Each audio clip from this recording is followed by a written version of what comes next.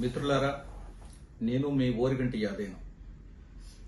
గత కొద్ది రోజులుగా హైదరాబాద్ నగరంలో కంచె గచ్చిబౌలి భూములు 400 ఎకరాలకు సంబంధించినటువంటి విషయంలో తీవ్రమైన చర్చగా జరుగుతున్నటువంటి విషయం మనం గమనిస్తా ఉన్నాం.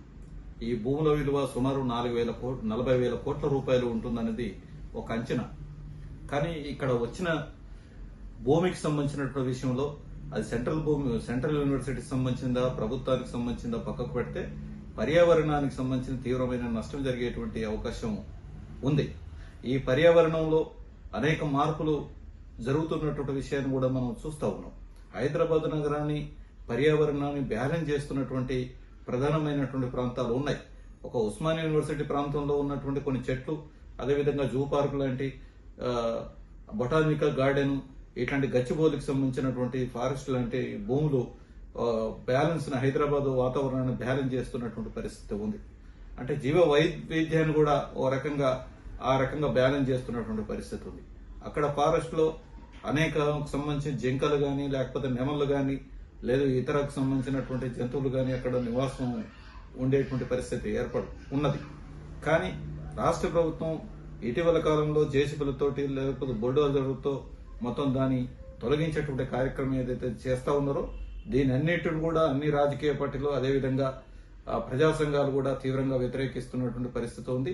అట్లాగే సెంట్రల్ యూనివర్సిటీ విద్యార్థులు కూడా తీవ్ర వ్యతిరేకత చేస్తున్నారు. లాఠీ చార్జీ పోలీసులు చేశారు.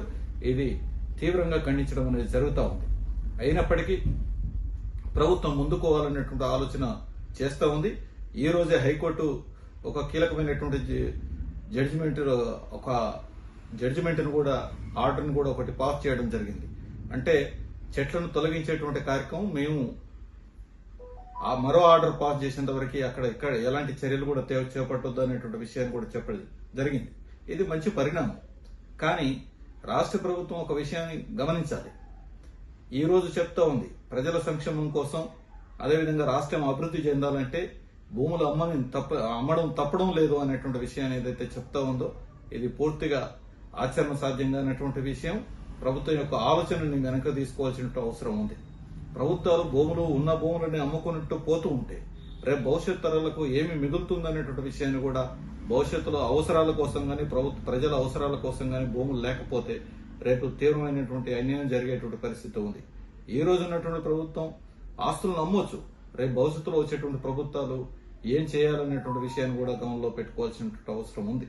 అందుకోసం ప్రభుత్వం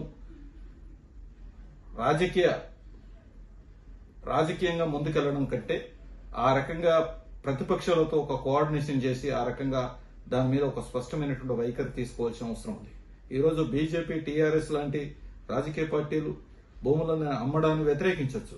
కానీ అదే బీజేపీ ప్రభుత్వం అనేక రాష్ట్రాల్లో చూస్తా ఉన్నాం, అనేక ఫారెస్టులను మైనింగ్ పేరుతో పెద్ద ఎత్తున ధ్వంసం చేస్తున్నటువంటి పరిస్థితి కూడా మనం చూస్తా ఉన్నాం. అదే బీఆర్ఎస్ ప్రభుత్వం ఇంతకుముందు ఉన్నటువంటి ప్రభుత్వంలో ఉన్నప్పుడు పాలక ప్రభుత్వం మొత్తం ఇక్కడ ఉన్నటువంటి భూములని హెచ్ఎండిఏ పేరుతో ఆ రకంగా అమ్మకం చేసి అనేక ప్లాట్లు చేసి అమ్మినటువంటి పరిస్థితి ఉంది. కానీ ఆ బీఆర్ఎస్ పార్టీకి కూడా ఈ రోజు అడిగేటువంటి హక్కును కోల్పోతున్నటువంటి పరిస్థితి. అంటే బీజేపీ గాని, బీఆర్ఎస్ గాని ఒక స్పష్టమైనటువంటి వైఖరి ప్రజలకు ఇచ్చేటువంటి పరిస్థితి లేనటువంటి పరిస్థితి ఉంది. ఆ వైఖరి తెలియజేయకుండా ఈ రోజు ఏదో ప్రభుత్వాలు అమ్ముతున్నాయనేటువంటి విషయాన్ని ఓ రకంగా చెప్పడం అనేటువంటి విషయం ఏదైతే ఉందో ఇది హర్షించదగ్గ విషయం. అయినప్పటికీ ఈ పార్టీలు కూడా వాళ్ళ దేశవ్యాప్తంగా కానీ, రాష్ట్ర వ్యాప్తంగా కానీ మా వైఖరి ఇది అనేటువంటి విషయాన్ని స్పష్టంగా చెప్పవలసిన అవసరం ఉంది.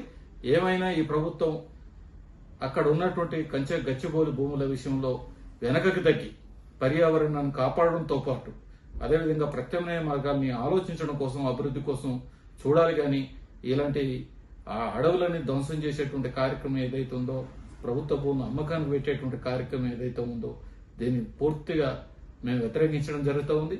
అదేవిధంగా పర్యావరణాన్ని బ్యాలెన్స్ చేయడం కోసం ఇంకా ఇట్లాంటి అడవుల్ని, ఇట్లాంటి చెట్లని పెద్ద ఎత్తున పెంచాలి తప్ప ఉన్న వాటిని తొలగించేటువంటి కార్యక్రమం ఏదైతే ప్రభుత్వం చేస్తూ ఉందో ఇది తీవ్రమైనటువంటి సమస్యగా వచ్చేటువంటి అవకాశం ఉంది. ఇటీవలనే మన తాజ్మహల్ పక్కల, ఢిల్లీలో తాజ్మహల్ పక్కల పెద్ద ఎత్తున 400 చెట్లని ఒక కాంట్రాక్టరు నరికివేస్తే దాని మీద పిల్లు వేయబడితే ఈ సుప్రీంకోర్టు ఇటీవలనే ఒక జడ్జిమెంట్ కూడా ఇచ్చింది. ఒక చెట్టుకు ₹1,00,000 కాంట్రాక్ట్ తో కట్టించడం జరిగింది. అంటే సుమారు 4 కోట్ల నుంచి 5 కోట్ల వరకే దాన్ని ఆ డబ్బుల్ని కట్టించడం అనేది జరిగింది, ఫైన్ వేయడం జరిగింది. కానీ ఈ ప్రభుత్వం ఈ రకమైనటువంటి పద్ధతిలో పోవడం అనేది సరైనది కాదు. అదేవిధంగా పర్యావరణం అనేది చాలా కీలకమైనటువంటిదిగా ఈ రోజు మారుతున్నటువంటి పరిస్థితి ఉంది. అక్కడ దేశంలో ప్రధానమైనటువంటి 4-5 నగరాల్లో హైదరాబాద్ కూడా పర్యావరణానికి తీవ్రమైనటువంటి సమస్య వచ్చేటువంటి పరిస్థితి ఉంది. రేపు భవిష్యత్తులో ఢిల్లీ లాగా హైదరాబాద్ కూడా ప్రజలు నివసించలేనటువంటి పరిస్థితి వచ్చేటువంటి అవకాశం ఉంది ఇలాంటి అడవులను తొలగించడం వల్ల. అందుకోసం ప్రజలందరినీ బతకాలంటే, హైదరాబాద్ లో జీవనం కొనసాగించాలంటే ఇలాంటి అడవుల దగ్గరికి గాని ఎట్లాంటి చెట్ల దగ్గరికి గాని పోకుండా ప్రభుత్వాలు చూడాలి. ఇంకా మరింత అడవుల్ని పెంచడం కోసం ఒక సమగ్రమైనటువంటి విధానాలతో ముందుకు రావాల్సినటువంటి అవసరం ఉందన్నది తెలియజేస్తా ఉన్నాం.